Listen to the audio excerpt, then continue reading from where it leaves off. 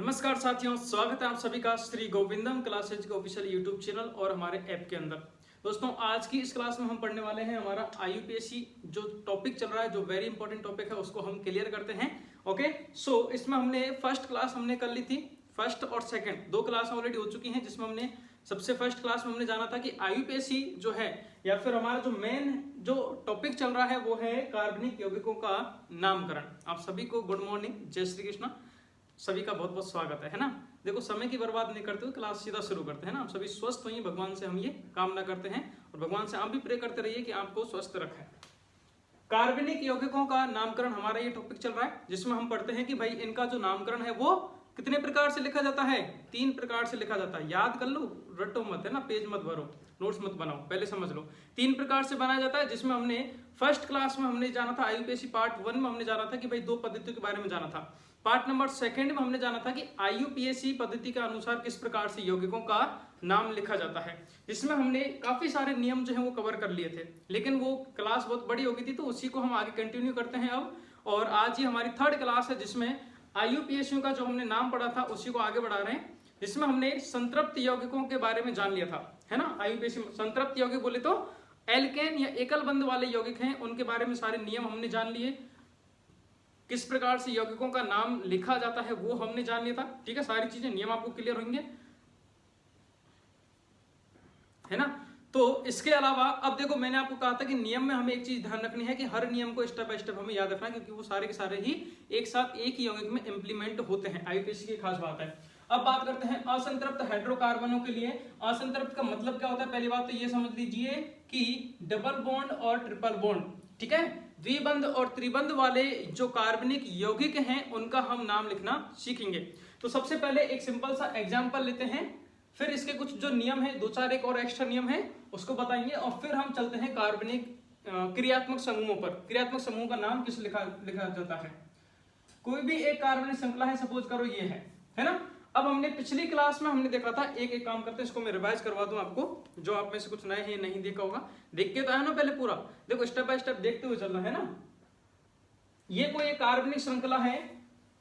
अब इसमें सपोज कीजिए यहां पे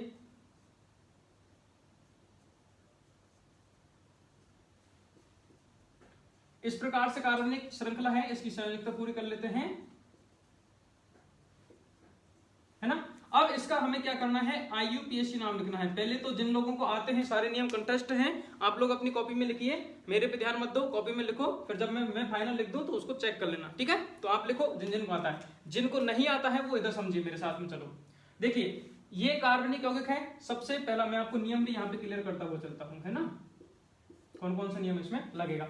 सबसे पहला नियम क्या है? देखो, हमने कहा था आपको इस नियम को 3 स्टेप में लिखते हैं। कितने स्टेप में लिखते हैं? आप बस यही ध्यान रखो शॉर्ट एंड स्वीट तरीके से कि किसी भी यौगिक का IUPAC जो नाम है वो 3 स्टेप्स में लिखते हैं। सबसे पहले हम क्या करते हैं, उसमें श्रृंखला, लंबी श्रृंखला का चयन करते हैं, है ना।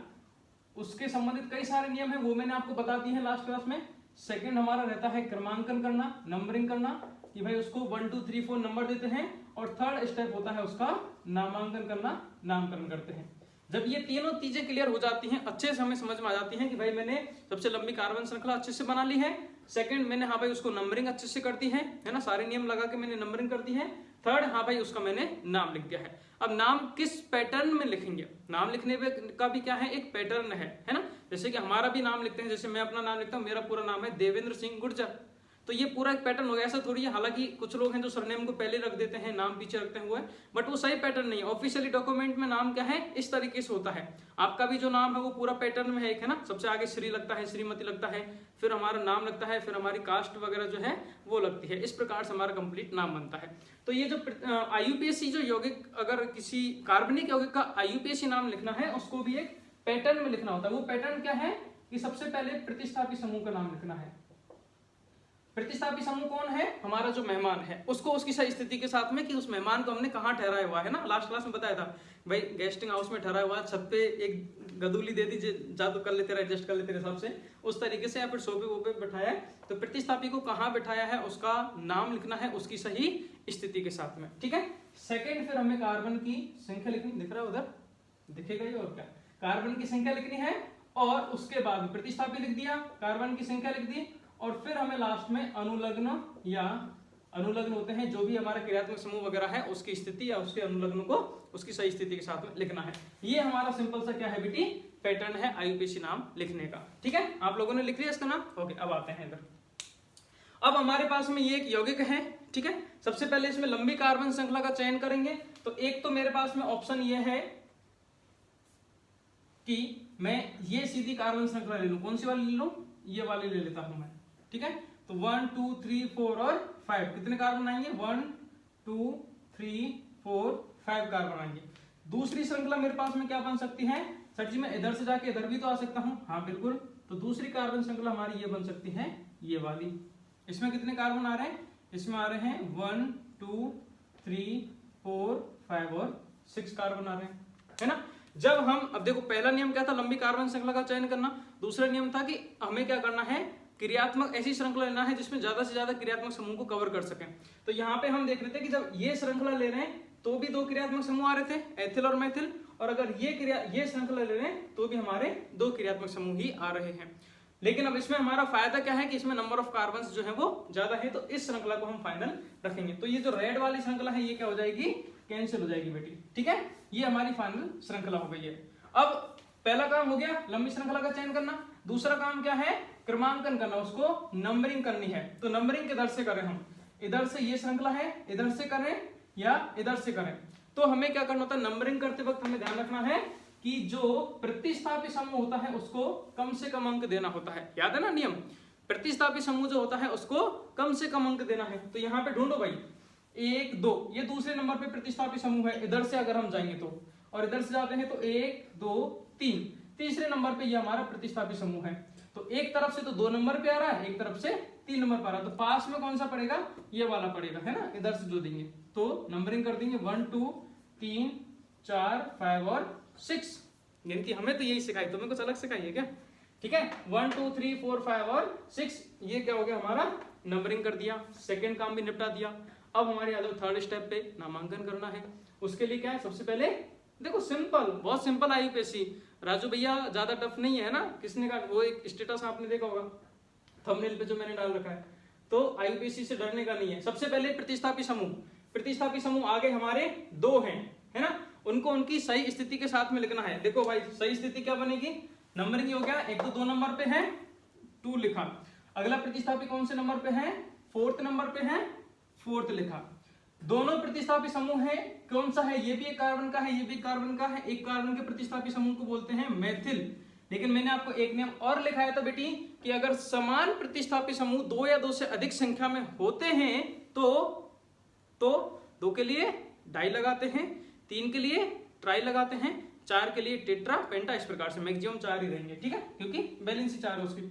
तो यहाँ पे कितने हैं? समान प्रतिस्थापी समूह की बात की जा रही है। यहाँ पे समान प्रतिस्थापी समूह कितने हैं? 2 हैं। तो 2 के लिए क्या लग जाएगा? डाई लग जाएगा भाई साहब, है ना। बालों में डाई कर लो। तो 2 4 डाई मेथिल, हमारा प्रतिस्थापी समूह का काम हो गया। अब क्या करना है? कार्बन की संख्या लिखनी है। कितने कार्बन है? 1 2 3 4 5 और 6 कार्बन है। 6 को क्या बोलते हैं? गिनती लिखाई थी मैंने लास्ट वीडियो में, याद बताओ। मैथ, एथ, प्रोप, ब्यूट, पेंट और हेक्स। बच्चों की तरह तुम्हें पढ़ाना पड़ता है ना। ये हो गया हमारा हेक्स। लेकिन रीजन ये है कि आपको समझ में आ जाना चाहिए, एग्जाम में गलत नहीं होना चाहिए क्वेश्चन, है ना। ये फिक्स आएगा। 6 हो गया। अब क्या करना है? हमें अनुलग्न लिखना है। अनुलग्न क्या है? मतलब उसमें कौन सा क्रियात्मक समूह है। तो देखो भाई इसमें क्या है? सिंगल बॉन्ड है, डबल बॉन्ड है, ट्रिपल बॉन्ड है, या फिर कोई और अनुलग्न है? कुछ भी नहीं है। पूरी श्रृंखला सिंगल बॉन्ड से भरी पड़ी है। मतलब सिंगल बॉन्ड किसके लिए? एल्केन के लिए। मतलब एन, एल्केन का अनुलग्न क्या लगता है? ए लगता है। तो हेक्स प्लस एन करेंगे तो क्या बन जाएगा? हेक्स एन बन जाएगा। क्या बन जाएगा? हेक्सेन बन जाएगा। तो ये हो चुका है और आज की क्लास यहीं पे खत्म होती है। मजाक है, चलो आगे। ठीक है, तो ये तो एक सिंपल सा एग्जांपल मैंने आपको बताया है, वो इसलिए ताकि आप में से किसी ने पुराने पार्ट जो है, वीडियोस जो है नहीं देखी हैं, डायरेक्ट यही भाई साहब लैंड करे हैं, है ना, या माता जी भाई साहब यही लैंड करी हैं डायरेक्ट ही, तो उनको थोड़ा सा समझ में आ जाएगा। आप अगर कंटिन्यूसली देखते आ रहे हो पार्ट फर्स्ट और सेकंड तो फिर इजी था आपके लिए, है ना। आप जो पुराने स्टूडेंट हैं वो चेक कर लेना, आपका नाम यही आ रहा है कि नहीं आ रहा, कुछ गड़बड़ी हो तो मुझे ऐप के अंदर बता देना। हाँ, ये तो पुराना रिवीजन है। अब हम आगे बढ़ते हैं। कितना? 10 मिनट हो गए पुराने रिवीजन में, है ना, कोई बात नहीं। काम का वैसे बाकी तुम्हारे वेलकम में मैंने 10 मिनट नहीं लगाया है ना। हाँ हाँ, कौन कौन आ चुका है, हाँ ये आ चुका। अच्छा तूने शेयर किया कि नहीं किया वीडियो? नहीं किया तू? अरे तू शेयर कर, है ना, तू शेयर करके मैं बैठा हूँ, मैं नहा धो के आता हूँ, तो शेयर करते जब तक फिर क्लास शुरू करेंगे, है ना। तो वो नहीं, चलो इधर आओ। असंतृप्त हाइड्रोकार्बन की बात करते हैं भाई, है ना। चलो, असंतृप्त का मतलब क्या होता है? पहली बात तो सीधी सी कि जिसमें डबल बॉन्ड और ट्रिपल बॉन्ड आएगा। अब देखो लाइक टेस्टिंग, हमें क्या करना है अब समझ लो इधर, है ना। कॉपी पेन को साइड में रख दो, बस पेन हाथ में लेकर रखो, थोड़ा सा फीलिंग आती है कि पढ़ रहे हैं। अब हमें क्या करना है, कोई भी जो कार्बनिक श्रृंखला है एक बार बना लेते हैं, जैसे कि ये कार्बनिक श्रृंखला है ना। इसमें डबल बॉन्ड भी हो सकता है, ट्रिपल बॉन्ड भी हो सकता है। सबसे पहले अगर हमें स्टेप बाय स्टेप बात करते हैं, पहला नियम क्या है कि कोई भी कार्बनिक श्रृंखला है, छोटी कर लेते हैं, है ना। कोई भी कार्बनिक श्रृंखला है कोई भी कार्बनिक श्रृंखला है, उसमें अगर कहीं पर भी द्विबंध उपस्थित है, पहले द्विबंध की बात करते हैं, पहले सारे नियम यही समझा देता हूं, फिर मैं लिखा दूंगा। द्विबंध उपस्थित है तो क्या होगा, अब देखो एक नॉर्मल घर है, मैंने आपको क्या कहा था कि मेहमान को पकड़ लो, मेहमान जिस घर में जाता है तो मेहमान को प्रायोरिटी जो है वो पहले दी जाती है, सीधी सी बात है ना। तो अब ये हमारी सिंपल कार्बनिक श्रृंखला थी, इसमें डबल बॉन्ड आ गए, ये हमारे लिए क्या करेगा, एक तरीके से डबल बॉन्ड जो है बेटा वो हमारा क्रियात्मक समूह है। क्या है? हमारा क्रियात्मक समूह है। तो मतलब ये हमारे लिए क्रियात्मक समूह मेहमान हो गया। तो अब इसमें जो नंबरिंग हम करेंगे वो किधर से करेंगे, इधर से ही करेंगे। किधर से करेंगे? इधर से ही करेंगे। ध्यान ये रखना है इसमें, जिस कार्बन पर वो क्रियात्मक समूह उपस्थित है उस कार्बन को हम कम से कम अंक देने की कोशिश करेंगे,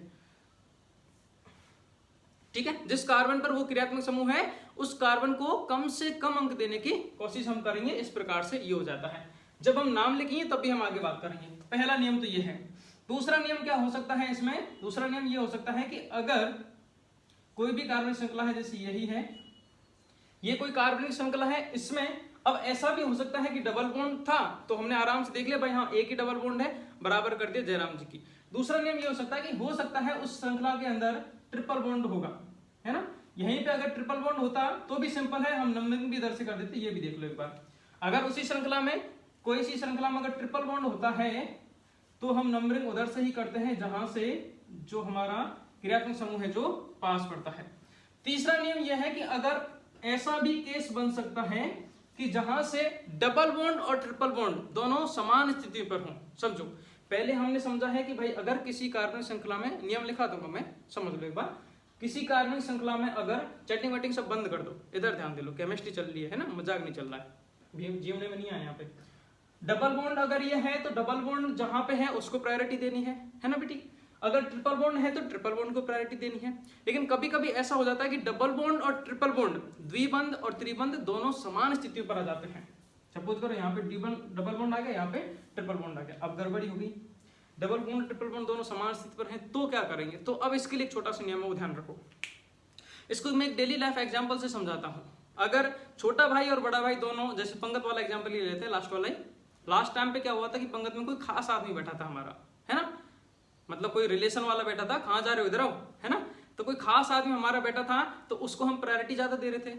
और उसमें भी ये केस बन रहा था मेथिल और एथिल का कि भाई खास आदमियों में से भी कौन सा इंपॉर्टेंट है, तो उस तरफ पहले कर रहे थे। वो पिछले नियम है।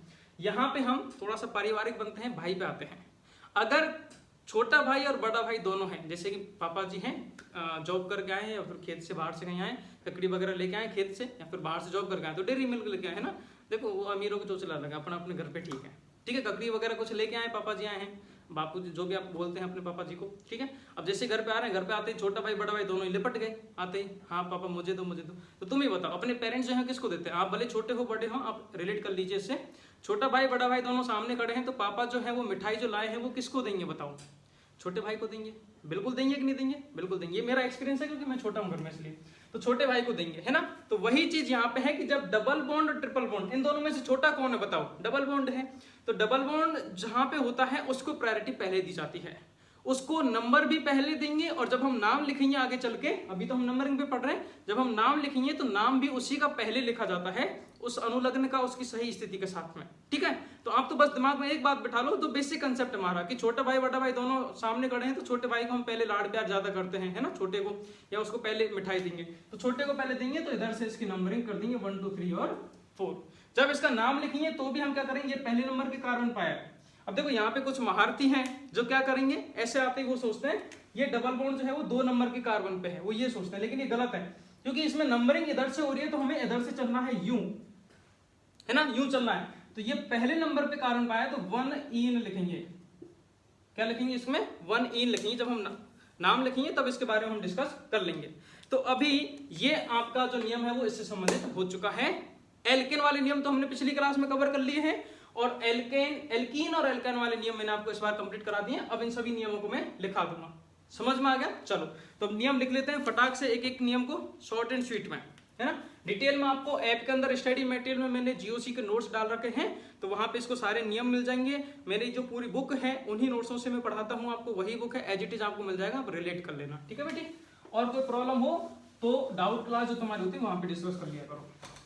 अच्छा, मैं एक बात और आपसे सभी से रिक्वेस्ट करना चाहूंगा, जो जेट आईसीआर के बैच में जुड़े हुए हैं उन सभी से, कि जैसे कि संडे को हमारी डाउट क्लास हुई थी, तो आप में से काफी सारों ने डाउट पूछे, सारे डाउट कवर नहीं हो पाए थे, तो इस बार हम क्लास को थोड़ा सा और बढ़ा रहे हैं। डाउट क्लास जो है वो ऐप के अंदर ही होगी बेटा, ठीक है। जो टाइम होता है उसका मैं अनाउंस कर देता हूँ आपको 1-2 घंटे पहले ही, कि भाई अगले 1 घंटे में या 2 घंटे में या फिर आज शाम को डाउट क्लास होने वाली है। पहली बात ये ध्यान रखना। आपसे बस रिक्वेस्ट ये है कि आप अपने डाउट जो है वो पहले ही क्लियर रखें, है ना। मैंने डाउट क्लास में भी कहा था कि भाई सर मेरे को ये डाउट है, ये डाउट है, क्योंकि अब हमारी ये प्योर केमिस्ट्री चलने वाली है और इसमें हमारे बहुत सारी चीजें हैं। मैं पूरी एनर्जी लगा रहा हूँ, पूरी कोशिश कर रहा हूँ कि आपको यही समझ में आ जाए, बट फिर भी सारी चीजें एक साथ क्लियर नहीं होती हैं। जब हम आपकी जगह थे तो हमारे भी डाउट रहते थे, और डेफिनेटली डाउट आने चाहिए। डाउट आ रहे हैं मतलब आप पढ़ाई सही तरीके से कर रहे हो, है ना, सिंपल सा कंसेप्ट है। तो आप क्या कीजिएगा, ऐप के अंदर जो अपना बैच का जो ग्रुप बना हुआ है वहां पे मैसेज कर दिया करें, मुझे ये समझ नहीं आ रहा, तो छोटा मोटा डाउट होगा तो मैं वहां क्लियर कर दूंगा, वरना उसी को आप मुझे मैसेज कर दिया करें, तो मैं जब डाउट क्लास होती है या फिर पर्सनली अलग से वीडियो बना के मैं आपको उसको बता दूंगा कि देख भाई रविंद्र तेरा ये डाउट था तो इसका सॉल्यूशन ये है, देख भाई साहब आपका डाउट ये था, इसका सॉल्यूशन ये है, उस तरीके से। लेकिन मेरी आपसे हाथ जोड़कर विनती है, निवेदन है, टीचर हूं फिर भी विनती कर रहा हूं कि ज्यादा से ज्यादा डाउट लाओ, क्योंकि मुझे पता है कि जितने ज्यादा आपके डाउट आएंगे उतना ही ज्यादा आप पढ़ोगे, और जितने ज्यादा मैं आपके डाउट क्लियर कर दूंगा आपका वो कंसेप्ट उतना ही ज्यादा क्लियर होगा, तभी हमारा सिलेक्शन होगा। बाकी तो मुझे झंझट से बचना है ना, मैं क्या करना, वीडियो डाल दी, पढ़ लो आराम से, लेकिन मैं चाह रहा हूं कि आपको ज्यादा डाउट आए, है ना, ताकि सिलेक्शन हो हमारा। चलो अब नियम की बात कर लेते हैं। तो सबसे पहला नियम है कि किसी कार्बनिक श्रृंखला में द्विबंध होने पर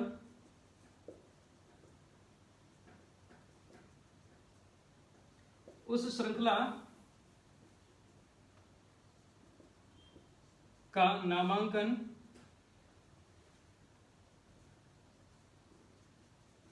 जिधर से करते हैं वहां से करेंगे ना, जिधर क्या होता है, वहां से करते हैं जहां से द्विबंध या त्रिबंध, दोनों को एक साथ ही ले लो, है ना, 2 बार कौन लिखेगा, जहां से द्विबंध या त्रिबंध पास हो। ठीक है, पहला नियम समझ में आ गया।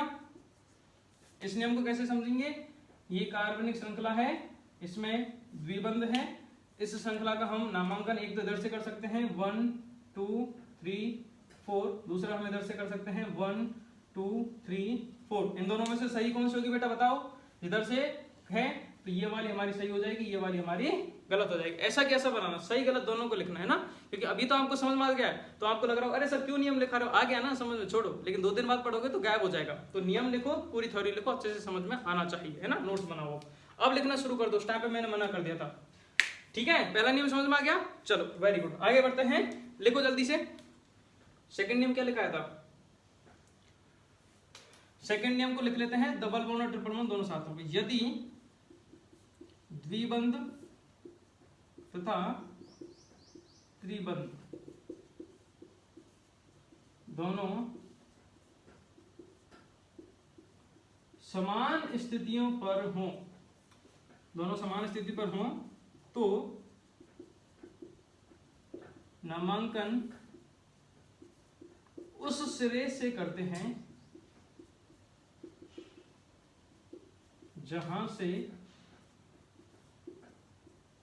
द्विबंध पास हो, उस सिरे से करते हैं जहां से द्विबंध पास हो। इसका एग्जांपल क्या हो जाएगा, जैसे कि कार्बन कार्बन द्विबंध ये है ना, तो एक तरफ हम इसमें नंबरिंग लिखेंगे 1 2 3 और 4, 1 2 3 और 4। तो अब इन दोनों में से कौन सा सही होगा, इन दोनों में से द्विबंध वाला सही होगा तो ये सही हो जाएगा और ये गलत हो जाएगा, है ना। अब देखो यहां तक लिखो, हाँ लो लिखो। चलो अब मेरी एक बात सुनो, लिख लिया ना, ओके ओके ओके। अब मेरी बात सुनो, जब हमने एल्केन पढ़ा था, देखो समझ के चलते हैं ना, समझ ही रहे हैं। जब हमने एल्केन पढ़ा था तो एल्केन में हमने ये सारे नियम इसी तरीके से पढ़े थे, है ना। और वहां पे हमने एक चीज और देखी थी कि कोई भी क्रियात्मक समूह आता है और उसके साथ में अगर प्रतिस्थापी समूह भी आ जाए तो क्या करेंगे। तो वो केस और एक और बनता है भाई, सिंपल अगर डबल बॉन्ड होगा, द्विबंध होगा या सिंपल ट्रिपल बॉन्ड होगा तो हमें समझ में आ गया है ना, कि डबल बॉन्ड होगा तो डबल बॉन्ड को दो, ट्रिपल बॉन्ड होगा तो ट्रिपल बॉन्ड को दो। अगर दोनों एक साथ हैं, समान स्थिति पर हैं तो उसको दो। अब आपके मन में अगर एक भी आ रहा होगा कि सर अगर समान स्थिति पर नहीं है तो कोई बात नहीं बेटा, जिधर से पास पड़ा उधर से दो, है ना, वो भी दे। तो ये नियम लिखाने की जरूरत नहीं, ये कॉमन सेंस की बात है, आप समझ लेंगे। अगर ये दोनों समान स्थिति पर नहीं होते, अगर ये यहां पे होता तो इन दोनों में से पास में कौन पढ़ रहा है, ये पढ़ रहा है पास में, तो उधर से दो। लेकिन एक बात और ध्यान रखना, नाम हमेशा छोटा भाई का ही लिखा जाएगा, है ना, छोटा भाई अपना हक नहीं छोड़ता है, तो नाम हमेशा छोटे भाई का ही लिखा जाएगा, फिर इसका लिखेंगे, लेकिन नंबरिंग हम उधर से कर देंगे, ये बात ध्यान रखना, ठीक है। अगर अलग अलग स्थिति पर हैं तो नंबरिंग हम जो बंद पास में पढ़ रहा है उधर से कर देंगे, और फिर बाद में जो नंबर नामांकन जो लिखेंगे वो डबल बॉन्ड का पहले लिखेंगे। जैसे इस तरफ से हम बात करें तो 1 2 इन और 1 आयन हो जाएगा इसका, है ना, 2 इन और जो भी प्रतिस्थापन वगैरह है वो चीजें, ठीक है, ये चीज समझ में आ गई। अब एक केस और बनता है कि अगर डबल बॉन्ड और ट्रिपल बॉन्ड समान स्थिति पर हैं और उसमें अगर कोई प्रतिस्थापी भी जुड़ा हुआ है तो नंबरिंग किधर से करेंगे, है ना, तो उसका भी देख लेते हैं। लिख लिया ये आपने, चलिए।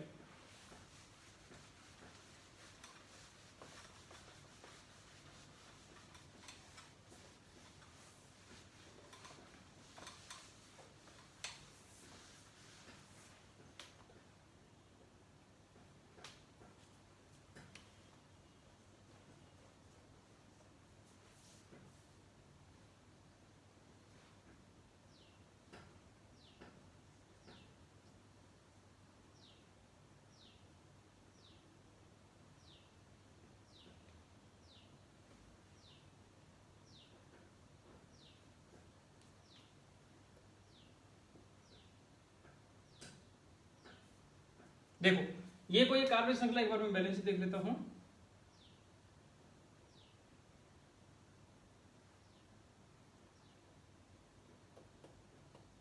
सही है, कंफ्यूज कर देते हैं, 3 4 हो रहे हैं। यहाँ पे CH3 आएगा, है ना, इसकी बैलेंस पूरी है, इसकी बैलेंस पूरी है, 2 3 और 1 4, 2 3 और 4 और CH3, ठीक है बेटी।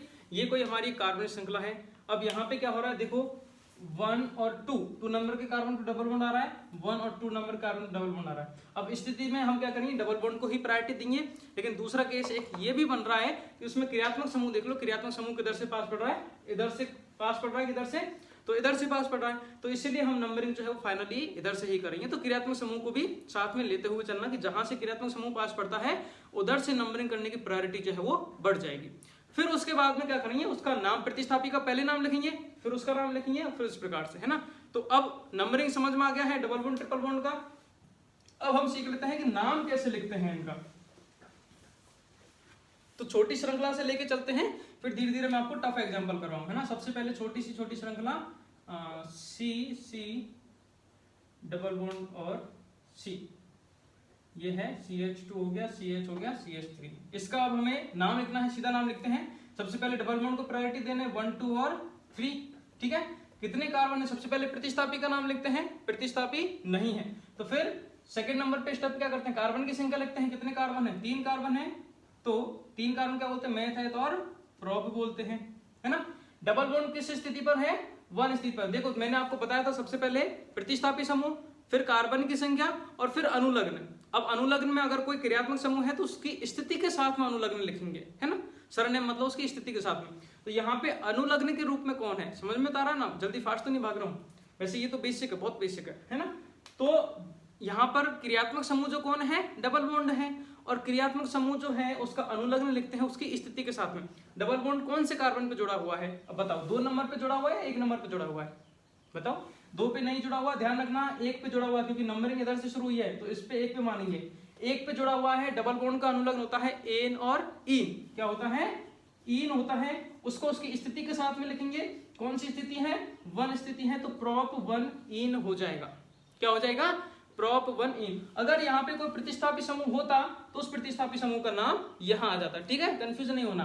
अच्छा, इस प्रकार के जो यौगिक होते हैं जहां पे पहले नंबर पे कार्बन पर अगर कोई क्रियात्मक समूह जुड़ जाता है, समझो ऐसे यौगिक जहां पे पहले नंबर पे कार्बन पर अगर कोई क्रियात्मक समूह जुड़ जाता है तो उस क्रियात्मक समूह का जो अनुलग्न होता है उसको उसमें ही मर्ज कर देते हैं, ऐसे भी लिख सकते हैं। तो इसका नाम हम डायरेक्ट भी लिख सकते हैं प्रोप, और पहले नंबर पे है तो प्रोपीन हो जाएगा, इसका नाम क्या हो जाएगा, प्रोपीन। 1 को आगे लिख दो, 1 प्रोपीन, ऐसे भी हो जाएगा।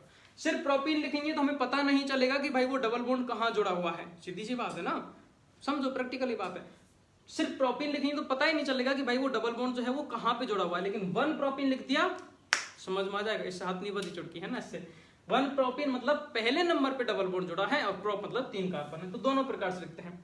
सर दोनों ही ऑप्शन मांगे तो नहीं आएंगे, और आ जाते हैं, आएंगे ही नहीं पहली बात तो यार, लेकिन हमें प्रायोरिटी जो है वो इसको देनी है बेटी, ये भी ध्यान रखना। ये एकदम से सिस्टोमेटिक नाम है, क्योंकि ये हमने स्टेप बाय स्टेप लगा, इसमें हमने मिक्सिंग नहीं किया। यहाँ पे हम थोड़ा सा मिक्स हो गए तो उसको उसी में ठुसेड़ दिया है ना। तो प्रायोरिटी हमें इसको देनी है। तो आप, लेकिन आपको तो दोनों चीजें याद रख के जानी है, कंपटीशन का मामला भाई, तो दोनों ही आपको याद करके जाना है। समझ में आ गया? चलो इसी को मैं थोड़ा सा और बढ़ा देता हूँ, ये बढ़ा ही देते हैं, ठीक है।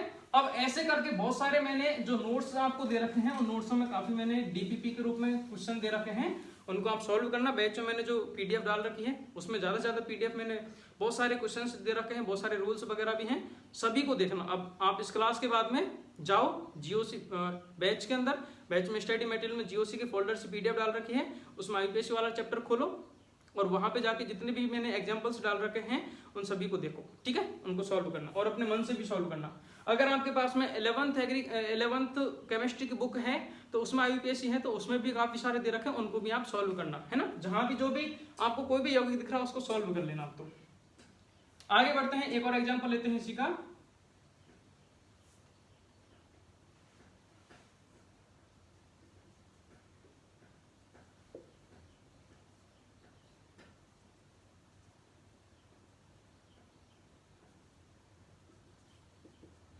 बताओ, चलो भाई जल्दी से नाम लिखो, 30 सेकंड का समय तुम्हें, नाम लिखो फटाक से।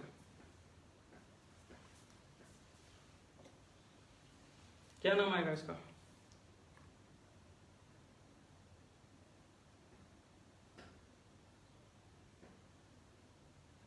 लिखा?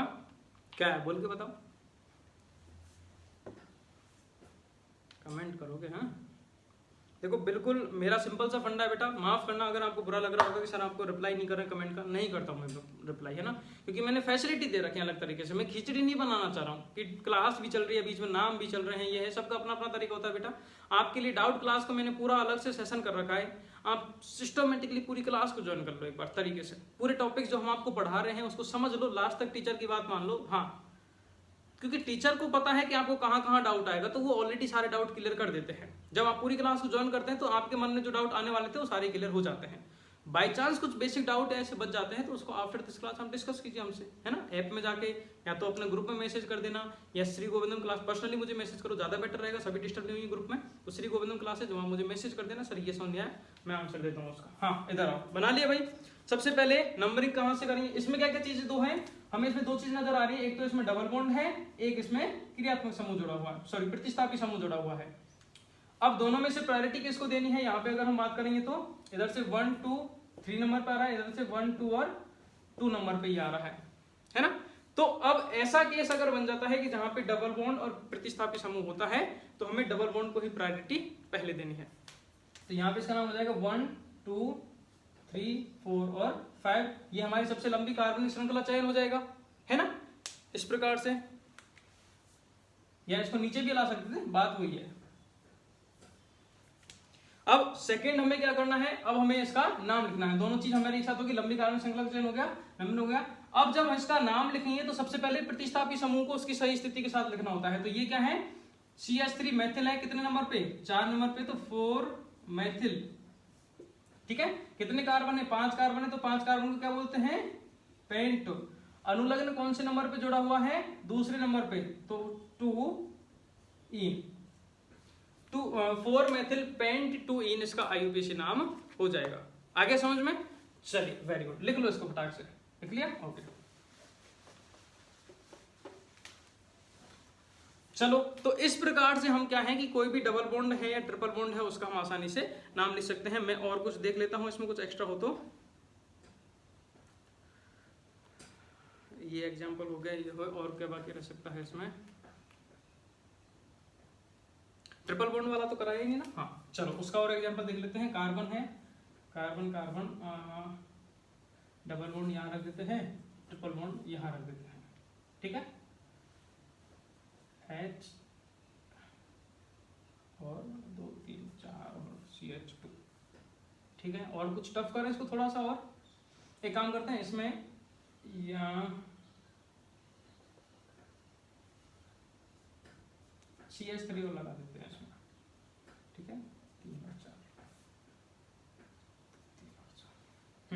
ठीक है। ये थोड़ा सा टफ हो जाएगा क्योंकि ज्यादा इजी करने का कोई मतलब नहीं है, एग्जाम में भी नहीं आते हैं, समझाने के लिए थे। हाँ भाई, जो ओल्ड स्टूडेंट फटाक से आप लिखो, हम हमारा काम कर रहे हैं। जो नए स्टूडेंट है वो मेरे साथ चलो। देखो अब इसमें क्या हो रहा है, डबल बॉन्ड भी आ रहा है और ट्रिपल बॉन्ड भी आ रहा है, दोनों चीज आ रही हैं। तो प्रायोरिटी किसको देनी है? जहां से डबल बॉन्ड हमें पास पड़ता है, किधर से पास पड़ रहा है, इधर से पास पड़ रहा है, तो इधर से हम इसको नंबरिंग कर देंगे 1 2 3 4 और 5। ये क्या हो गया, इसको नंबरिंग कर दिया है। सेकेंड हमें क्या करना है, अब सबसे पहले हमें नंबरिंग भी कर दिया। देखो दोनों चीज कर दी है, श्रृंखला का नाम भी लिखते हैं, नंबरिंग भी कर दी है। थर्ड अब हमें क्या करना है, उसका नाम लिखना है, आईयूपीएसी नाम। तो आईयूपीएसी नाम लिखते वक्त सबसे पहले हम क्या करते हैं, प्रतिस्थापी को लिखते हैं उसकी सही स्थिति के साथ में। CH3 है, तीसरे नंबर पे कार्बन पे जुड़ा है, तो क्या हो जाएगा 3 मेथिल। क्या नाम हो जाएगा, 3 मेथिल हो जाएगा। अब आ जाओ वापस से, फिर सेकंड स्टेप पे क्या करना है, नंबर ऑफ कार्बन लिखना है, कार्बनों की संख्या। कितने कार्बन है, 5 कार्बन है, तो 5 कार्बन को क्या लिख देंगे, पेंट लिख देंगे। ये भी हो गया, 2 स्टेप कंप्लीट होगी ना। प्रतिस्थापी समूह लिख दिया उसकी स्थिति के साथ में, कार्बन की संख्या भी लिख दी। अब थर्ड स्टेप में हम लिखते हैं अनुलग्न, उसकी सही स्थिति के साथ में।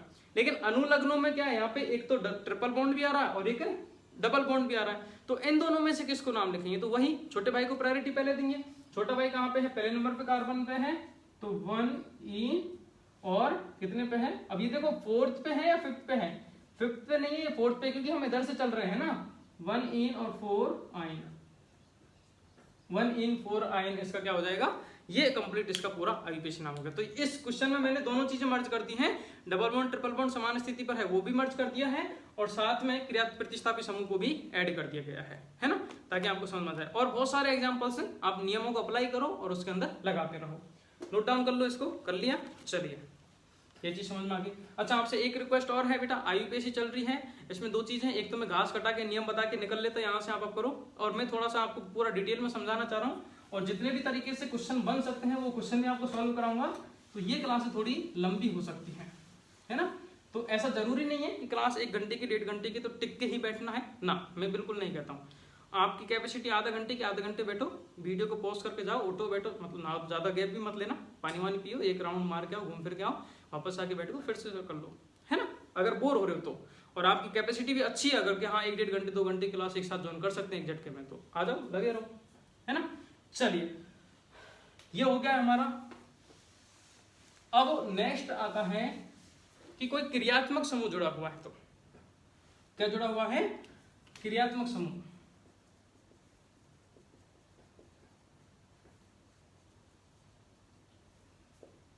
क्रियात्मक समूह जुड़ा हुआ है, तो उस प्रकार के यौगिकों के लिए हम क्या करेंगे। तो सबसे पहले तो एक बार तो हम ऐसा करते हैं कि ऐसे यौगिक देख लेते हैं कि जिनमें अगर कोई क्रियात्मक समूह जुड़ा है तो उनके लिए आईयूपीएसी के नियम क्या होंगे, उनको देख लेते हैं। फिर सेकंड हम देखेंगे कि भाई वो क्रियात्मक समूह है कौन कौन से हैं, और सर ये क्रियात्मक समूह जो आप वर्ड बोल रहे हो इसका मतलब क्या है। आप में सोच सकता है अगर एक बच्चा भी ऐसा जिसको पहली बार क्लास ज्वाइन कर रहा है तो उसको तो क्रियात्मक समूह का मतलब भी नहीं पता होगा, तो वो भी आपको हम बताएंगे क्रियात्मक समूह क्या होता है, कौन कौन से होते हैं, उनका नाम कैसे लिखा जाता है, वो भी बताएंगे। लेकिन उससे पहले हम एक बार इनके नियम जान लेते हैं कि अगर किसी कार्बनिक यौगिक में कोई क्रियात्मक समूह जुड़ा हुआ है तो उसमें नंबरिंग कहां से करेंगे, श्रृंखला का नामांकन, श्रृंखला का चयन किस प्रकार से करेंगे वो जान लेते हैं। जल्दी से आपके लिए 30 सेकंड का ब्रेक है, हेडिंग डाल लो, है ना, आगे बढ़ते हैं।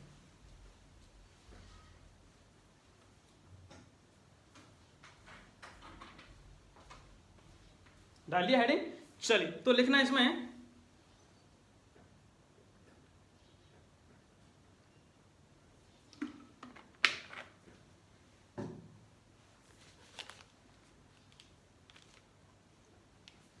पहले मैं एग्जांपल दे देता हूं पिछली बार की तरह ही, फिर हम उनके नियम लिख लेंगे। कोई कार्बनिक श्रृंखला है बेटा, ये कोई कार्बनिक श्रृंखला है, इसमें अगर सपोज करो यहां पे OH समूह जुड़ा हुआ है। OH क्या है? OH एल्कोहल है। जहां समझ में नहीं है वही बता दे रहा हूं मुझे, है ना। OH क्या है? एल्कोहल है, ये जुड़ा हुआ है। श्रृंखला को पूरी कर लेते हैं।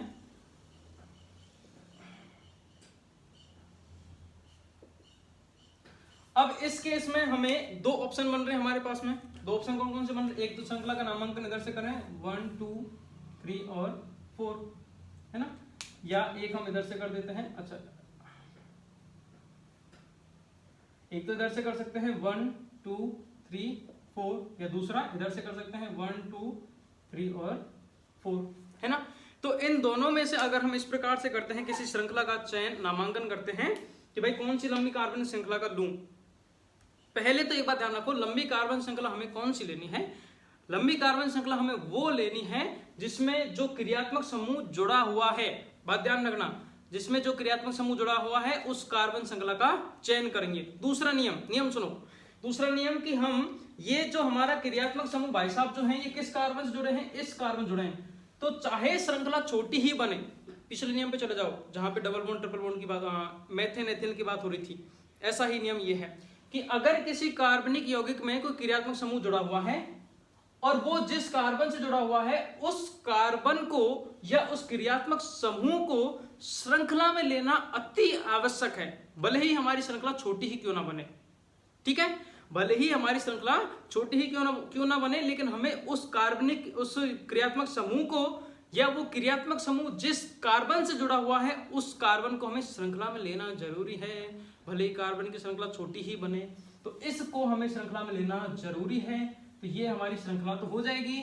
उसके बाद हमने नंबरिंग करते हैं, तो सबसे कम अंक हम प्रतिस्थापी समूह को देते हैं सामान्य श्रृंखलाओं में, लेकिन यहाँ पे क्रियात्मक समूह है तो ये इसको प्रायोरिटी प्रतिस्थापी से भी पहले दी जाती है ना, उससे भी थोड़ा सा बड़ा मेहमान है, ये लग्जरी मेहमान है, तो उसको प्रायोरिटी पहले दी जाती है। तो जिस कार्बन पर वो जुड़ा हुआ है उस कार्बन को हम सबसे कम से कम अंक देना चाहेंगे। रिपीट करो मेरे साथ, जिस कार्बन पर वो क्रियात्मक समूह जुड़ा हुआ है उस कार्बन को कम से कम अंक देंगे। तो सबसे कम से कम अंक 1 आ गया, तो ये वाला राइट हो जाएगा, ये वाला रॉन्ग हो जाएगा।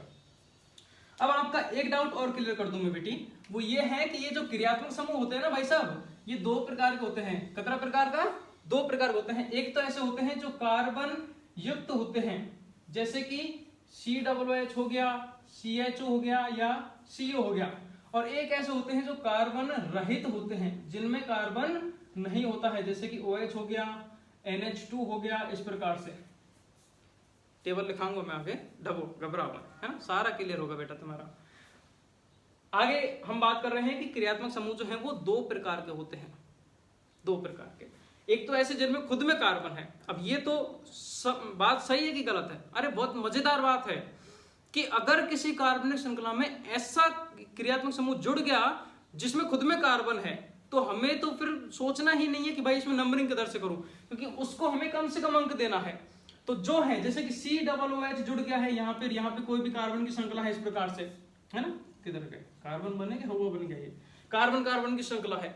अब हमें पता है ये क्रियात्मक समूह है और इसमें खुद में कार्बन है, तो आंख बंद करके एक नंबर इधर से दो, 1 2 3 4 शुरू कर दो जयराम जी की, कुछ भी नहीं सोचना है। तो ये तो हमारे लिए अच्छी बात है, कंपटीशन में हमें जल्दी जल्दी क्वेश्चन करना ना, तो जिनमें कार्बन युक्त है उसमें उसी को हम क्या करते हैं, 1 नंबर देते हैं। ले भाई तू पकड़ पहले, है ना, तू मत, 1 नंबर हम उसी को देते हैं। लेकिन जिन क्रियात्मक समूह में कार्बन नहीं है तो वो जिस कार्बन से जुड़े होते हैं उस कार्बन को 1 नंबर देते हैं कि तेरी वजह से ये बैठा है यहाँ पे, है ना, तू कम से कम अंक ले। तो यहाँ पे बताओ एल्कोहल जो है उसमें कार्बन है या नहीं है? ना, बिल्कुल नहीं, कार्बन नहीं है। लेकिन ये कार्बन नहीं है, लेकिन ये क्रियात्मक समूह किससे जुड़ा हुआ है? ये इस कार्बन से जुड़ा हुआ है। किससे जुड़ा हुआ है? इस कार्बन से जुड़ा हुआ है। तो इसको सबसे कम अंक हम देंगे, तो सबसे पहला नंबर हमने इसीलिए इसको दिया है। अब आप कहोगे सर जी इसमें क्या है, आप ये तो कौन है पिता इसलिए आपने दे दिया ना। भाई ये कटे भी जुड़े, ये अठे भी जुड़ता ना, यहाँ पर भी जुड़ता, तो भी हम इस कार्बन को कम से कम देने की कोशिश करते। आगे बता दिए, घबरा क्यों रहा है ना, तुम भी यही हो हम भी यही है। जेट के एग्जाम तो होनी नहीं है, पोस्टपोन करते रहेंगे ये, है ना, अपने पढ़ तो लेते हैं एक बार। समझ में आ गया ये बात? चलो आगे बढ़ते हैं, कहाँ थे? हाँ, अब इसका ये चीज तो समझ में आ गई। अब इसका नाम लिखना है हमें। नाम कैसे लिखेंगे? सबसे पहले प्रतिस्थापी समूह देखते हैं, कोई भी प्रतिस्थापी समूह नहीं है तो फिर हम क्या करते हैं, इसमें कार्बन की संख्या देखते हैं, है ना। सही वाली होगी 1 2 3 और 4 कार्बन है, तो मेथ एच प्रोप और ब्यूट। तो सबसे पहले लिखेंगे ब्यूट, है ना।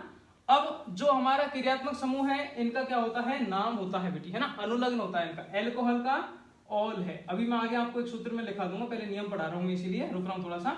ऑल है, ये ऑल इसका सरनेम है, ये है ना, समझ गए ना, सरनेम। एल्कोहल का सरनेम है ऑल, सरनेम के रूप में लिखेंगे। जब आप बड़े हो जाते हो, जब एमएससी पीएचडी कर लोगे, तो जब आपका जो नाम बोला जाता है वो आपके सरनेम से बोला जाता है ना। जैसे शर्मा जी हैं, वर्मा जी हैं, इस प्रकार से बोला जाता है। फिर आपका नाम, ये जो आगे आपका रामू श्यामू मामू लग रहा है ना, ये नाम नहीं पकड़ा जाता है। तो एल्कोहल का सरनेम क्या ऑल है, तो हम इसको ऑल के रूप में दर्शाएंगे। अब ये ऑल किस पे जुड़ा हुआ है, 1 नंबर के कार्बन पे जुड़ा हुआ है, फर्स्ट पे, तो ब्यूट 1 ऑल हो जाएगा। और मैंने आपको कहा था कि 1 पे स्थिति पर है तो उसको एक साथ भी लिख सकते हैं, तो उसको हम 1 ब्यूटेनॉल भी लिख सकते हैं, ब्यूटेनॉल, है ना। अच्छा मैंने इसमें हाँ ब्यूटेन 1 ऑल हो जाएगा, तो butanol, butane plus all butanol, 1 butanol भी इसका नाम हो जाएगा, ठीक है, इस प्रकार से। लेकिन प्रायोरिटी किसको देंगे, इसको देंगे, इसको मान्यता ज्यादा मिलती है। एग्जाम में क्वेश्चन आता है तो इसको सही करना है। ये चीज समझ में आ गई, तो ये बात ध्यान रखना, ठीक है। किसी कार्बनिक यौगिक में यदि क्रियात्मक समूह जुड़ा हुआ है तो उसको कम से कम अंक देते हैं, और उसका नाम हम इस प्रकार से रखते हैं। जल्दी लिखो फिर आगे बढ़ते हैं।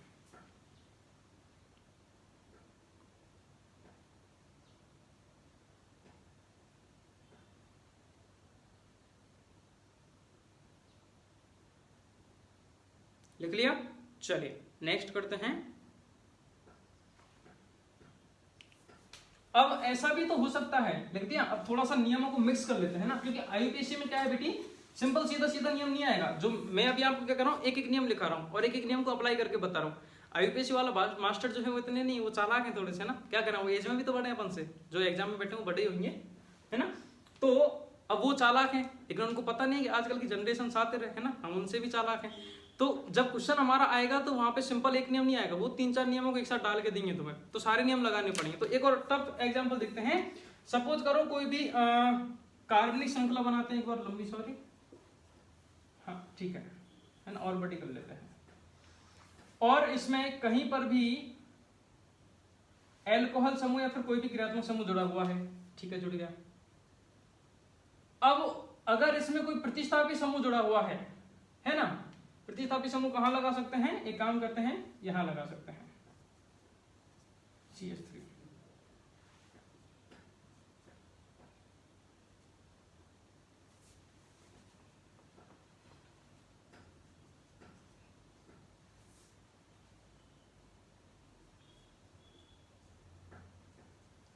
और एक और यहां लगा देते हैं, मैथिल और एथिल। अगर इस प्रकार की कोई श्रृंखला है, देख लो एक बार, लंबी चौड़ी है, जिसमें दोनों तरफ से आना, तो इस प्रकार की में कैसे करेंगे। अब सबसे पहले हमें किसको प्रायोरिटी देगी, एक सेकंड, थोड़ा सा मिस्टेक है, क्योंकि मैं आपको ये बताना चाह रहा हूं कि अगर एल्कोहल समान स्थिति पर है, प्रतिस्थापी अलग अलग है, तो क्या करेंगे, है ना। तो 1 2 3 नंबर पर आ रहा है, और इधर से भी 1 2 3 4 नंबर पे आ रहा है, इसको हम 3 पे ही रखते हैं, 3 पे ये रखा, तो श्रृंखला ये बन जाएगी, फिर मैथिल मैथिल हो जाएगा, है ना। चलिए चेक कर लेते हैं, वो पहले वाला ही सही था, है ना बेटी, इस प्रकार से।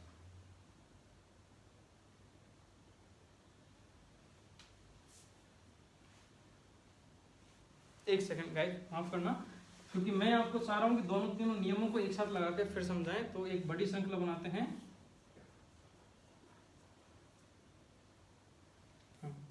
अब एक तरफ हम सबसे पहले 3 को इधर छोड़ के 3 को यहाँ पे वो ले लेते हैं, है ना। तो दोनों तरफ से बराबर आ गया। अब हम क्या करते हैं, इसमें दोनों तरफ से बराबर आ गया, तो एक तरफ तो मैथिल समूह लगा देते हैं CH3, और एक तरफ हम एथिल समूह लगा देते हैं, ये लगा देते हैं, हाँ। तो 2 3 और 3, हाँ। अब इस प्रकार से अगर कोई सूत्र आ जाता है जिसमें जो है, अब अगर हम, क्योंकि हमने अभी तक नियम क्या पढ़ा था, केमिस्ट्री में क्या है, जो हम पिछला नियम पढ़ते हैं अगला नियम उस नियम को तोड़ता है, ये फंडा होता है इसमें, है ना। तो अब हमने पिछला नियम क्या पढ़ा था कि भाई जो क्रियात्मक समूह है उसको कम से कम अंक देना है, लेकिन यहाँ पे हम देखेंगे कि 1 2 3 4 5 6 और 7,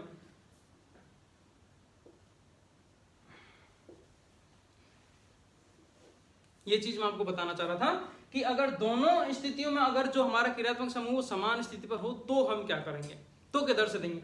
तो अब थोड़ी देर के लिए हम इसको भूल जाएंगे। अगर ये दोनों तरफ से समान, मतलब जो इंसान, देखो मैंने आपको कहा था इसको मजाक के तौर पे ही लेना, जो सबका होता है वो कभी किसी एक का नहीं होता है। अब हमने देखा कि ये इधर से भी बराबर मारा, इधर से भी बराबर आता है, तो इसको हम छोड़ देंगे भाई, तो फ्री रहा है ना, इसको छोड़ देंगे। फिर हम ध्यान किस पे देंगे, मैथिल, ये हमारा मैथिल समूह है, ये हमारा एथिल समूह है, इस पे ध्यान देंगे।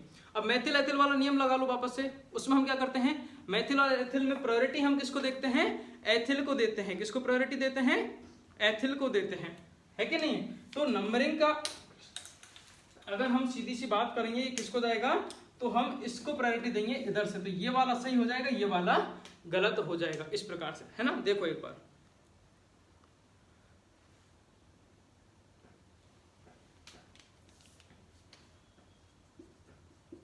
बात आ गई समझ में।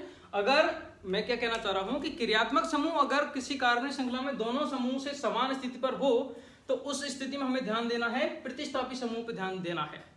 प्रतिस्थापी समूह जिधर से पास पड़ते हैं उधर से हमें क्रियात्मक उस श्रृंखला का नामांकन कर लेता है। अब ये भी दोनों समान स्थिति पर हैं, इसलिए मैंने मैथिल एथिल ये भी इसी में मर्ज कर दिया। बाकी ऐसा भी हो सकता था कि सब कुछ गायब है और सिंपल यहाँ पे अगर CH3 समूह जुड़ा होता ये कुछ भी नहीं होता, OH दोनों तरफ से समान स्थिति पर आ रहा है और यहाँ पे CH3 समूह जुड़ा होता है तो आंख बंद करके हम इधर से करते, क्योंकि OH समान पे है और प्रतिस्थापी उधर तो है ही नहीं, यहाँ पे प्रतिस्थापी हमें पास पड़ रहा था तो इधर से नामांकन कर देते। अगर यहाँ CH3 समूह जुड़ा होता तो इधर से कर देते, सिर्फ एक होता तो। लेकिन यहाँ पे मैंने एक नियम और मर्ज कर दिया कि दो क्रियात्मक समूह प्रतिस्थापी जुड़े हैं और दोनों ऐसे तो दोनों को प्रायोरिटी जाती है। इधर से देखे तो 3 नंबर पे है ये भी, इधर से देखो तो ये भी 3 नंबर पे है ना। तो सारे नियम मैंने यहाँ पे मिक्स कर दिया आपको, तो इस बात का ध्यान रखना थोड़ा सा। अगर ये सब नहीं होता, एक प्रतिस्थापी होता तो जिधर से प्रतिस्थापी समूह पास पड़ता है उसको ध्यान देना। ये ओवरऑल नियम है, रूल है, ध्यान रखना कि क्रियात्मक समूह को प्रायोरिटी दी जाती है, बात सही है। लेकिन क्रियात्मक समूह अगर श्रृंखला में दोनों तरफ से समान स्थिति पर हो तो फिर हमें क्रियात्मक समूह को छोड़ देते हैं, फिर हम प्रतिस्थापी आ जाते हैं। भाई प्रतिस्थापी किधर से पास पड़ रहा है ये देखो, जिधर से प्रतिस्थापी पास पड़ रहा है उधर से नामांकन कर लो, है ना। डबल बॉन्ड ट्रिपल बॉन्ड वाले में भी यही नियम लगेगा कि वहां पर भी हम double bond triple bond priority देते हैं, लेकिन अगर वो समान स्थिति पर हैं तो फिर प्रतिस्थापी को देख लो, क्योंकि इसने तो धोखा दे दिया ना, ये तो इधर से भी इसका भी है इसका भी है तो उसको छोड़ के फिर प्रतिस्थापी पे ध्यान देने लग जाओ, है ना। तो ये होगा। अब इसका बात आएगी नामकरण की, तो मैथिल एथिल वाला नियम यहाँ पे भी लगेगा। वहां पे हम क्या करते हैं कि एथिल अल्फाबेटीकरण के हिसाब से लिखते हैं ना, तो मैथिल का तो क्या होता है एम होता है और एथिल का क्या होता है ई होता है। तो प्रतिस्थापी ये दोनों ही है, लेकिन उसमें भी पहले नाम इसका लिखा जाएगा उसकी सही स्थिति के साथ में। तो ये तो गलत हो गया हमारा, ये वाला सही है। कितने नंबर पे है, 3 नंबर पे है, तो 3 एथिल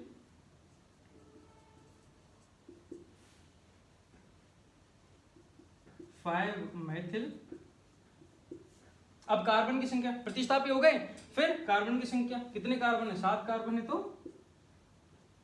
हेप्टेन, ठीक है। फिर प्रतिक्रिया इसको लिखो, 4 नंबर पे है कौन है ऑल, 4 ऑल, ये हो गया। बहुत सारे टफ और क्वेश्चन हैं जो सारे ही मैं कराऊंगा आपको। अभी तो मैं सिर्फ आपको एक नियम बता रहा हूं, एक एग्जांपल बता रहा हूं, एक नियम बता रहा हूं, एक एग्जांपल बता रहा हूं, ताकि एक एक स्टेप में आपको ये चीज क्लियर हो जाए। खिचड़ी तो तरीके से बनाएंगे, खिचड़ी नहीं हम पूरी मावा खिचड़ी बनाएंगे, है ना, तरीके से दबा के, जिसमें सारे नियम, सारे क्रियात्मक समूह, डबल बॉन्ड भी आएगा, क्रियात्मक समूह भी आ रहा है, प्रतिस्थापी भी आ रहे हैं, भर भर के सब कुछ आ रहे हैं, मिक्स करके एक ही यौगिक बनाएंगे और उसमें हम सारे नियमों को अप्लाई करेंगे लास्ट एंड फाइनल में, वो है ना। तब तक रुको, तब तक हम एक एक स्टेप को समझ के चलते हैं, वरना खिचड़ी पक जाएगी। तो ये नियम आप लिख लीजिए, ये है हमारा क्रियात्मक समूह का। अब ये जो क्रियात्मक समूह है बेटी हमारा, ये OH, इसकी जगह कुछ भी क्रियात्मक समूह आ सकता है, ध्यान रखना। बस एक चीज का और ध्यान रखना इसका, कि ये जो क्रियात्मक समूह अगर कार्बन युक्त है, अगर यहाँ पे ये COOH होता, सपोज कीजिए यहाँ पे COOH होता, तो हम ये श्रृंखला का चयन नहीं करते, फिर हम क्या करते, यहाँ से शुरू करते 1। अब फिर आप देख लो कि भाई तुम्हें इधर जाना है या इधर जाना है, 1 2 3 4 5 जिधर भी जाना है। फिर भले ही अगर ये एक दो क्रियात्मक समूह, या फिर सपोज करो यहाँ पे एल्कोहल है और ये अगर छूट भी रहा तो चलेगा, है ना। तो अगर यहाँ पे एल्कोहल जुड़ा होगा तो इधर से जाके फिर इधर चले जाते, क्योंकि एल्कोहल में तो कार्बन नहीं है, लेकिन वो जिस कार्बन से जुड़ा है उस श्रृंखला को लेना बहुत जरूरी है। तो ये वाली श्रृंखला हमारी बन जाती है ना। और भी है, आगे हम डिस्कस कर लेंगे। तो अभी बेसिक सा मैंने आपको क्रियात्मक समूह का एक नियम बता दिया है कि किसी श्रृंखला में अगर क्रियात्मक समूह जुड़ता है तो उसको प्रायोरिटी दो, और वो अगर समान स्थिति पर है, वो सबका हो रहा है तो उसको छोड़ दो। फिर क्रियात्मक समूह, उसमें प्रतिस्थापी पे ध्यान दो कि किधर से प्रतिस्थापी समूह पास पड़ रहा है, अब एक क्वेश्चन और, प्रतिस्थापी समूह सर नहीं होते तो जिधर से मर्जी पढ़ो उधर से करो, है ना।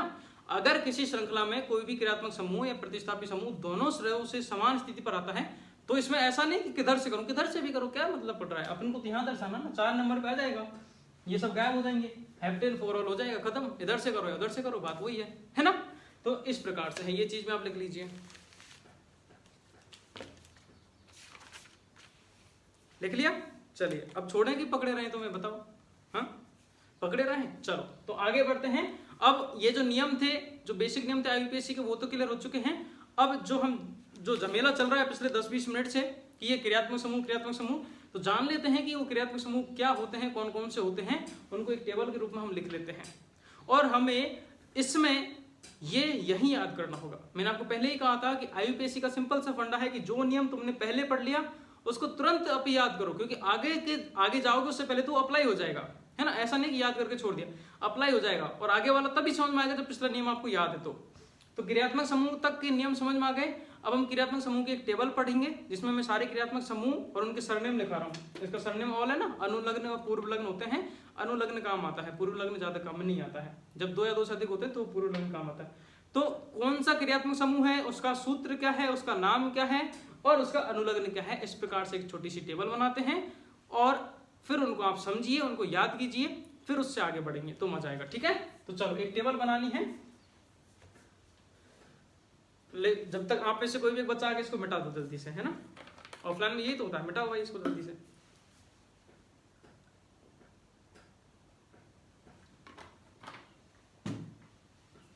क्या वो सारे निकम्मे हैं, कोई नहीं मिटाने आएगा। चलो भाई हमें ही मिटाना पड़ेगा। आजकल के ऐसे ही हो गए स्टूडेंट, क्या करें, है ना, बिगड़ गई जनरेशन। मतलब तुम्हारी जगह हम जैसा होता तो ट्रेन पकड़ के उठ के आ जाता उदयपुर, है लोसन में हम मिटाने।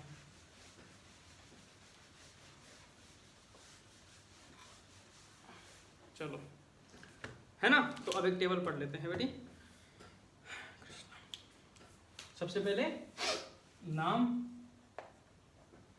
उसके बाद में उसका सूत्र और फिर उसका अनुलग्न, ये 3 चीजें, है ना। अब नॉन स्टॉप में लिख रहा हूं, आप भी मेरे साथ में लिखते हुए चलें, फिर इनको समझ लेंगे। दिखेगा आपको यहाँ पे।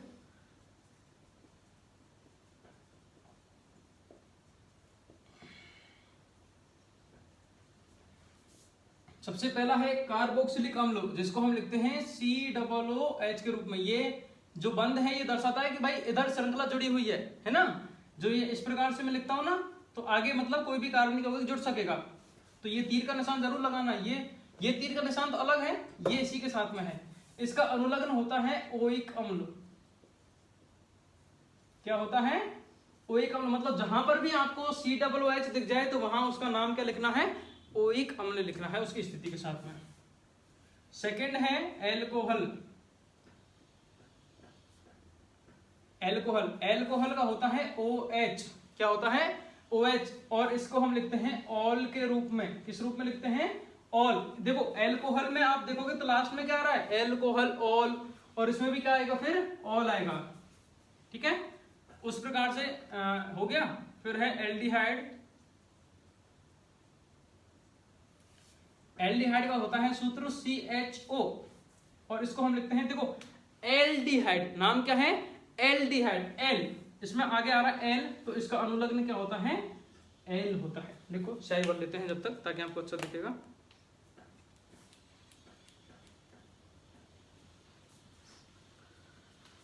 लिखो लिखो मालिक।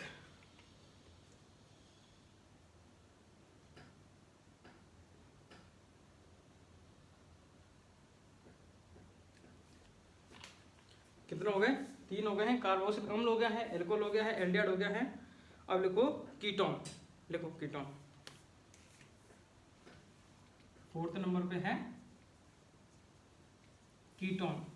कीटोन का होता है CO, है ना। और कीटोन क्या है? Ketone, on. इसका अनुलग्न क्या हो जाएगा? ऑन हो जाएगा। यही याद कर लो। अच्छा एक राज की बात और बताऊं आपको, कि जहां पर भी आपको ये CO दिख रहा है, CO, इसमें भी CO है, इसमें भी CO है, इसमें भी CO है। ये CO एक्चुअली किस रूप में होता है? इस तरीके से होता है। किस तरीके से होता है? ये इसकी संरचना है बेटी। CO की संरचना है ये, है ना, ये भी ध्यान रखना। मतलब कार्बन और ऑक्सीजन के मध्य में डबल बॉन्ड आएगा, वो कार्बन इधर और इधर बैलेंस उसकी खाली रहेंगी। तो इसका अगर मैं सूत्र बनाऊं इस हिसाब से, संरचना सूत्र बनाऊं इस हिसाब से, तो क्या बनेगा, इसका बनेगा C डबल बॉन्ड O और OH। समझ में आ गया? इस प्रकार से बनेगा, दिख रहा है, थोड़ा छोटा लिखा है मैंने, है ना, CO को मैंने खोल के रखा है और OH लिखा है। इसका सूत्र बनाऊंगा तो किस प्रकार से बनेगा, C नीचे O1 और क्या है, H है, CHO। इसका सूत्र बनाऊंगा तो क्या बनेगा, C और O, इस प्रकार से। ये इनके संरचनात्मक सूत्र हैं, है ना। आपको क्या देखना है कि CO हमेशा इस संरचना में पाया जाएगा। आगे H है तो H लगा दो, OH है तो OH लगा दो, कुछ भी नहीं तो खाली छोड़ दिया। तो कौन कौन सा हो गया, कार्बोक्सिल अम्ल, एल्कोहल, एल्डिहाइड, कीटोन। उसके बाद में नेक्स्ट और कौन सा बच गया है देखते हैं। कीटोन हो गया है, एल्कोहल हो गया है ना, कार्बोक्सिल अम्ल। सल्फोनिक अम्ल लिखिएगा। काम के तो ज्यादातर ये 3 4 5 ही हैं, ज्यादा नहीं आते हैं। सल्फोनिक अम्ल, सल्फोनिक अम्ल जो होता है इसको हम लिखते हैं SO3H से, SO3H से, और इसका जो नाम होगा वो यही होगा, सल्फोनिक अम्ल। नाम होगा तो यही होगा, सल्फोनिक अम्ल। ठीक है, 6 नंबर पे लिखना सल्फोनिक अम्ल के बाद में अम्ल एनहाइड्राइड लिख लोगे। अब देखो मैं आपको एक चीज बताऊं,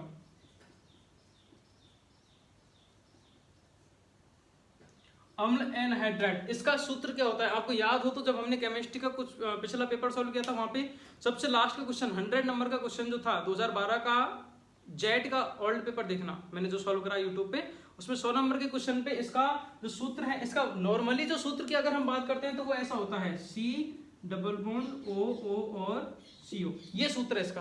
लेकिन वहां पे हमने, उस भाई साहब ने, एग्जामिनर ने कैसे कर दिया इसको, उसको ऐसा कर दिया था कि CO का होल ट्वाइस, CO का होल ट्वाइस और O, इस प्रकार से लिख दिया था, है ना।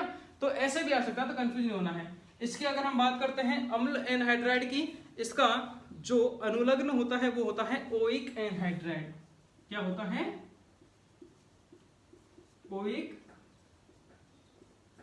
एनहाइड्राइड। और मैं आपको फिर कह रहा हूं, ये जितने भी क्रियात्मक समूह हैं इनमें से सबसे बड़ा जो नाम है, बड़ा जो संरचनात्मक सूत्र है वो इसी का ही है, अम्ल एनहाइड्राइड का, अम्ल एनहाइड्राइड का। तो अगर आपको उसमें क्वेश्चन में, सॉरी उसमें पेपर में बड़ा सारा जो सूत्र दिख जाए, जिसमें C है, O है, C है, O, इस प्रकार है ना, CO, 2 CO है, एक ऑक्सीजन है, बड़ा सारा यहाँ से लेकर यहाँ तक, बाकी देखो सबके छोटे छोटे चुल्लू मुल्लू हैं, इसका बड़ा सूत्र है। तो वो किसका होता है, अम्ल एनहाइड्राइड का होता है ना। और उसको किस रूप में लिखते हैं, उसको हम ओइक एनहाइड्राइड के रूप में लिखते हैं। ओइक मतलब मेथेनोइक, एथेनोइक, प्रोपेनोइक, इस प्रकार से, है ना।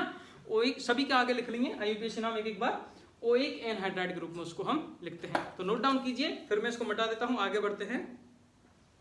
लिख लिया? नहीं लिखा है तो वीडियो को पॉज करके लिख लेना, है ना। चलिए कितने हो गए, 6 हो गए हैं। 7th बच गया है हमारा एस्टर, हेड डालना एस्टर।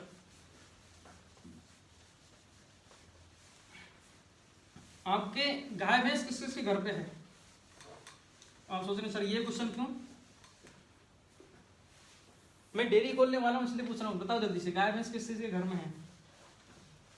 क्योंकि अब पढ़ाने से तो क्या खर्चा चल नहीं रहा, तुम लोग फीस तो देते नहीं, इतना सस्ता कोर्स कर रखा है, फिर भी तुम फीस नहीं जमा कराते हैं, है ना, कोर्स नहीं कर रहे हैं, तो सोच रहे हैं पढ़ाना छोड़ना पड़ेगा, खर्चा पानी तो चलाना पड़ेगा ना भाई, तो क्या करें। कितने हो गए थे, 6 हो गए थे आई थिंक। किस किस के घर में है गाय भैंस, जल्दी से बताओ। हैं, ठीक है। उनके गोबर का हम क्या बनाते हैं, कंडे बनाते हैं, है ना, कंडे बनाते हैं। हमारे उधर अगर करौली भरतपुर की तरफ से बात करें तो कोर बोलते हैं, कोर, या फिर एक नॉर्मली भाषा में कोर हम बोलते हैं कोने को, है ना। कोर लिया, ऊपड़ा लिया, इस प्रकार से बोलते हैं ना हम, जब जैसे सर्दियों में तापते हैं या फिर कुछ बाट वगैरह बनाते हैं तो कोर, ऊपड़ा, कंडे, ये सारी चीजें यूज करते, तो कोर, है ना। तो उस कोर का जो सूत्र होता है, कोर हम कैसे लिखेंगे, कोर, कोर कैसे लिखेंगे, कोर, COOR ऐसे लिखेंगे। तो जो एस्टर होता है हमारा, इसका सूत्र क्या होता है, कोर होता है, COOR, आप ये याद रखना, ठीक है। इसलिए मैंने गाय भैंस की बात की थी, कहीं पढ़ाना नहीं छोड़ रहे बेटा, ये हमारा पैशन है ना। डेयरी भी खोल लेंगे लेकिन पढ़ाना नहीं छोड़े, वहाँ गाय भैंसों को पढ़ा लेंगे, उनको जेट फ्री PG करवाएंगे दबा के। इधर आओ, तो एस्टर के सूत्र की अगर हम बात करते हैं तो एस्टर का सूत्र क्या होता है, COOR कोर। अब यहाँ पे इसका संरचनात्मक सूत्र क्या बन जाएगा, C पे O लग जाएगा और OR, है ना। जितने भी CO हैं वहां पे ध्यान रखना इसी प्रकार से डबल बॉन्ड होके ऑक्सीजन जुड़ा रहेगा, ये बात आप ध्यान रखना। तो इसका ये हो गया। अब उसके अनुलग्न की हम बात करते हैं तो O8 होता है। क्या होता है, दिख रहा है उधर आपको, O8 सही नहीं बना,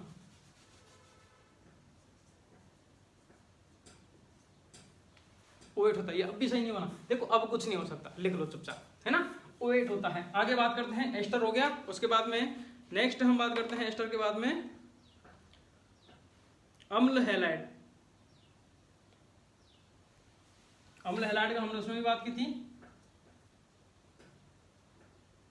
अम्ल हैलाइड का जो सूत्र होता है, अगर हम उसमें सूत्र की बात करते हैं तो हैलाइड होता है X, हैलाइड क्या होता है X, अम्ल लग गया है तो CO लगा देना, COX, CO यही वाला है ना, COX। इस प्रकार से इसका क्या हो जाएगा, अम्ल हैलाइड हो जाएगा इसका। और इसका नाम की अगर हम बात करते हैं तो इसका नाम होता है oil oil halide, oil halide, methanol halide, methanol chloride butyl halide, मतलब FCl भी आ रही है ना, फ्लोरीन क्लोरीन ब्रोमीन आयोडीन, तो फ्लोराइड क्लोराइड ब्रोमाइड आयोडाइड, और जितने कार्बन है मेथाइल एथाइल प्रोपाइल ब्यूटाइल, इस प्रकार से, है ना। आगे देख लेंगे इनको भी। चलिए भाई, अम्ल हैलाइड हो गया। उसके बाद में है नेक्स्ट है एमाइड। नेक्स्ट कौन सा है, एमाइड। एमाइड क्या है, एमीन से बना है ना। आगे हम पढ़ेंगे इसके बारे में भी। तो CONH2, और इसका अनुलग्न जो होता है वो एमाइड ही होता है। क्या होता है, एमाइड ही होता है। तो एमाइड का भी हो गया। ये जितने भी है ना, ये आगे चल के जुड़ते हैं किसी ना किसी कार्बनिक श्रृंखला में, ये क्या होते हैं, जुड़ते हैं, तो वो हमें ध्यान रखना है। एमाइड हो गया। फिर बचता है साइनाइड। साइनाइड का होता है CN। CN के मतलब हमेशा ट्रिपल बॉन्ड होता है साइनाइड, तो इसका अनुलग्न होता है नाइट्राइल। अब ये आपको याद ही करने पड़ेंगे, तो आप एक काम करना, ये जितने भी मैं 10-15 लिखाने वाला हूँ, कितने हो गए अभी, 10 नंबर पे चल रहे हैं, 2 4 5 और 15 होंगे, 15-17 मैक्सिमम, है ना। तो उनमें से आपको क्या करना है, इन सभी को, ये जो टेबल बना रहे हैं ये तो आपके नोट्स में बना रहे हो, बहुत अच्छी बात है, लेकिन इसी को वापस से एक बार और बनाइएगा, है ना, और बना के अपने दीवार पर चिपका देना, जटे तुम पढ़ो बटे। हाँ, साइनाइड हो गया। उसके बाद में आइसोसाइनाइड।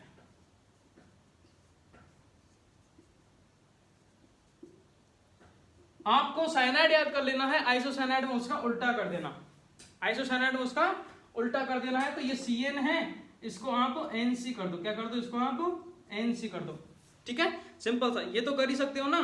CN है, इसको हमने क्या कर दिया, NC कर दिया है। नाइट्राइल है, देखो साइनाइड के आगे क्या लग गया, आइसो लग गया, तो आइसोसाइनाइड बन गया। नाइट्राइल के आगे आपको भी कुछ नहीं करना है, कॉपी करनी है, आइसो लगा दो, और नाइट्राइल तो उसका है ही है, तो आइसो नाइट्राइल हो जाएगा। इसको क्या हो जाएगा, इसका आइसो नाइट्राइल हो जाएगा, ठीक है। चलो लिखो इसको, छापो जल्दी से। तो साइनाइड का समझ में आ गया, आइसोसाइनाइड का भी समझ में आ गया।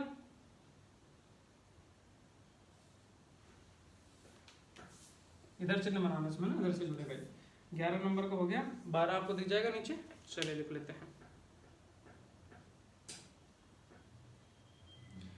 एमीन 12 नंबर पे लिखना, एमीन। एमीन क्या होता है, NH2, एक बंध है और NH2 जुड़ा हुआ है, और इसका अनुलग्न की अगर हम बात करते हैं तो अनुलग्न इसका एमीन ही रहेगा। क्या रहेगा, एमीन ही रहेगा। और सबसे लास्ट 13 नंबर का और एक और बचा है बेटा, वो है थायो एल्कोहल। क्या है,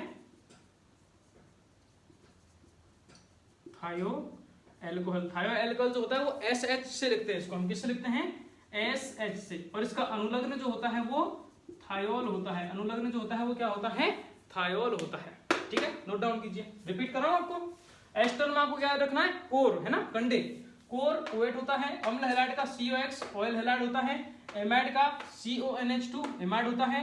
साइनाइड का CN, नाइट्राइल। इसी को उल्टा कर दिए तो आइसोसाइनाइड बन जाएगा, सूत्र उल्टा कर दो और आइसो लगा दो, नाइट्राइल का आइसो लगाए तो आइसोनाइट्राइल हो गया। एमीन का NH2, है ना, एक आगे जुड़ा हुआ एमीन है, और थायो एल्कोहल SH थायोल है। ज्यादातर जो आपके एग्जाम में जो क्वेश्चन पूछ जाएंगे, ये पिछली बोर्ड पे जो मैंने लिखाए थे 5, तो वो, और एक एस्टर का हो गया, या एमाइड का हो गया ये, या फिर साइनाइड आइसोसाइनाइड, ये भी है। 4-5 है जो पूछे जा सकते हैं एग्जाम में, जो हमारे ज्यादातर आते हैं, ठीक है। तो ये चीज भी क्लियर हो गई। अब इसमें और कुछ बच रहा है क्या आपके? आईयूपीएससी की अगर हम बात करते हैं नियमों की, तो वही नियम है बेटी कि अब बस ये आपको क्रियात्मक समूह आइडेंटिफाई करने के लिए छोड़ दिए गए हैं, है ना। जो नियम हमने पीछे पढ़ा था ना कि कोई भी कार्बनिक श्रृंखला है उसमें कोई क्रियात्मक समूह जुड़ सकता है, तो श्रृंखला का नामांकन उधर से करते हैं जहां से क्रियात्मक समूह जुड़ा हो। तो ये वो क्रियात्मक समूह, इनमें से 13 लिखाए हैं मैंने आपको। इन 13 में से हालांकि 3 भी वो काउंट कर लो इसमें, एल्केन एल्केन और एल्केन 3 वो भी हो जाएंगे ना, तो 16 हो गए कुल मिला के। लेकिन हमें प्रायोरिटी देनी है कि क्रियात्मक समूह कहाँ जुड़ा हुआ है, किस कार्बन पे जुड़ा, जिस कार्बन पे जुड़ा है उसको कम से कम अंक हमें देना है। अब आपको क्या करना है, इस क्लास को हम यहीं स्टॉप करते हैं, क्योंकि इसके आगे जो मैं आपको आईयूपीएससी लिखाऊंगा तो वहां पे क्या है बेटा कि वहां पे हमें इन चीजों की जरूरत पड़ेगी। OH लिखेंगे, अम्ल हैलाइड लिखेंगे, एमाइड लिखेंगे, नाइट्राइल लिखेंगे, इस प्रकार से। अब ये चीजें जब वहां पे हम लिखेंगे तो उसके लिए हमें इन चीजों का पता होना चाहिए, है ना, कि ये क्या। और ये चीजें जब सूत्र में दिखेंगी, हमें कार्बनिक श्रृंखला में दिखेंगी, तो हमें ये समझना होगा कि ये क्या है, इनके सूत्र में याद होना चाहिए। तो कुल मिला के घुमा फिरा के एक शब्द में अगर कहूं तो ये आपको जब टेबल याद होगी तभी हम आगे इसकी आईयूपीएससी तो खत्म हो चुकी है वैसे तो, बट इसको हम थोड़ा सा और डीप में करके चलते हैं। हालांकि ये चीजें हम चैप्टर के अंदर पढ़ेंगे। जब एल्कोहल पढ़ेंगे तो एल्कोहल की आईयूपीएससी पढ़ते हैं, जब एल्डिहाइड पढ़ेंगे तो एल्डिहाइड की आईयूपीएससी पढ़ेंगे, जब फिनॉल पढ़ेंगे तो फिनॉल की आईयूपीएससी पढ़ेंगे, कीटोन की आईयूपीएससी, एस्टर की, सभी चैप्टर हैं ये सारे सारे, है ना। और इन सभी चैप्टर्स की आईयूपीएससी हम वहां पे पढ़ते हैं, लेकिन मैं आपको यहीं पे क्लियर कर दूंगा ताकि वहां, क्योंकि वहां एक एक पढ़ेंगे थोड़ा सा टफ रहता है। यहाँ सभी को हम एक साथ में देख लेंगे तो थोड़ा सा आसानी रहेगी, है ना, सबको एक साथ देख लेंगे तो फिर सही रहेगा। तो आपको क्या करना है, नेक्स्ट क्लास में आओ, इसलिए इस क्लास को मैं यही स्टॉप कर रहा हूँ। अगली क्लास से पहले आपको ये टेबल याद होनी चाहिए बेटी। देखो सीरियसली हम उस उम्मीद से लग रहे हैं जिस उम्मीद से आपका सिलेक्शन हो, तो आप भी थोड़ा सा, आप मेरे एफर्ट्स देख रहे हैं, मत देखो मेरे को, है ना, हम तो सिर्फ एक जरिया है जो कराने। बट आपको अगर लग रहा है कि हाँ सर वाकई में यूट्यूब पे भी सही चीज दे रहे हैं ना, मतलब जो अब यही चीज आपको पेड बैच में मिलने वाली है, लेकिन पेड बैच वाले भी ना घबराएं जिन्होंने बैच में ले रखा, सर आपने सेम वीडियो यूट्यूब पे भी है, सेम वीडियो आप पेज में डाल रहे हैं तो हम तो यूट्यूब पे पढ़ लेंगे ना भाई। ये कुछ एक वीडियो हैं जो बाहर वाले जो बच्चे हैं, क्योंकि मैंने आपसे पहले ही कहा था कि जो बच्चे अगर कोर्स नहीं लेना चाह रहे तो उनके लिए हम कुछ वीडियो यूट्यूब पे प्रोवाइड कराएंगे ताकि उनसे पढ़ के आप अपना एटलीस्ट नॉर्मल सिलेक्शन तो ले सकें। लेकिन आपको अगर हायर सिलेक्शन लेना है, टॉप रैंक लेनी है, तो आपको कोर्स ज्वाइन करना ही पड़ेगा, क्योंकि वहां पे आपको बहुत सारी फैसिलिटीज मिलती हैं।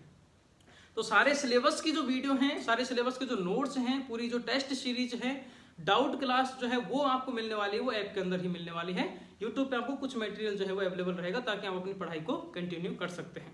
क्योंकि बेटा सिंपल सी बात है, सच्चाई पे चलता हूं मैं तो, देखो है ना, सारी चीजें अगर मैं यूट्यूब पे ही दे दूंगा तो फिर हम क्या करेंगे, है ना भाई। हमारी जो टेक्निकली टीम लग रही है, नोट्स जो आपके लिए बना रही है, चलो ठीक है मैं मेरे एफर्ट्स लगा दूंगा, दिन सुबह से शाम तक मैं पढ़ा लूंगा, लेकिन बाकी के जो सदस्य हैं उनको भी तो खर्चा देना पड़ता है, लाइट बिल, किराया का, बिल्डिंग का किराया, ऑफिस का किराया, ये सब देने पड़ते हैं। तो इसके लिए फिर पेमेंट हमें चाहिए होता है, तो वो पेमेंट कॉन्ट्रीब्यूट करके मिनिमम जो हमने रखा है 1500 रुपये रखा है, कि अगर उस 1500 में अगर आप देखोगे तो काट पीट के कुछ बचता नहीं है, लेकिन उससे ये है कि हमारा ये जो चीजें जो चल रही हैं वो सारी चीजें सुचारू रूप से चलती रहेंगी।